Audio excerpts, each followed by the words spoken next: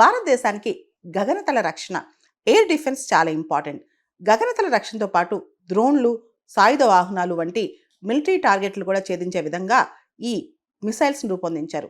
Laser beam guidance ఆధారంగా ఈ Martlet missiles work చేస్తాయన్నమాట. ఇవి మ్యాన్ పోర్టబుల్ కూడా, అంటే ఒక సైనికుడు తన భుజాన్ని పెట్టుకుని కూడా దీన్ని ముందు తీసుకెళ్లొచ్చు.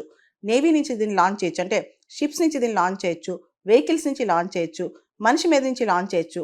ఇవి చాలా తక్కువ బరువు, కేవలం 13 కేజీల బరువు మాత్రమే ఉంటాయన్నమాట.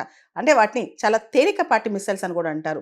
వీటిని హెలికాప్టర్స్ నుంచి లాంచ్ చేయొచ్చు, సాయుధ దళాల నుంచి లాంచ్ చేయొచ్చు, అదేవిధంగా చిన్న చిన్న నౌకల నుంచి లాంచ్ చేయొచ్చు, పెద్ద పెద్ద పడవల నుంచి లాంచ్ చేయొచ్చు. అనేక విధాలుగా ఈ మార్ట్లెట్ మిసైల్స్ను లాంచ్ చేయొచ్చు. 6 కిలోమీటర్స్ రేంజ్లో ఉన్న, అంటే 6 కిలోమీటర్ల పరిధిలో ఉన్న భూ గగనతల ముప్పులను ఈ క్షిపణులు చక్కగా ఎదుర్కోగలవన్నమాట. 13 కిలోల బరువు ఉండే ఈ మార్ట్లెట్ మిసైల్స్ యొక్క స్పీడు 1.5 మ్యాక్ అనమాట. అంటే ధ్వని వేగం కంటే కూడా ఈ మిసైల్స్ వేగం ఎక్కువ. ఈ మార్ట్లెట్ మిసైల్స్ను 2019 నుంచి బ్రిటిష్ మిలిటరీలో వాడుతున్నారు. ఇవే మార్ట్లెట్ మిసైల్స్ను ప్రస్తుతం రష్యా పైన యుద్ధంలో ఉక్రెయిన్ కూడా వినియోగిస్తుంది. భారత్ మరియు యూకే రక్షణ రంగ సహకారంలో దూసుకుపోతున్నాయి. భారత నౌకాదళంతో కలిసి పనిచేసేందుకు బ్రిటిష్ లగ్జరీ కార్ల తయారీ సంస్థ రోల్స్ రాయిస్ ఆసక్తి చూపుతోంది.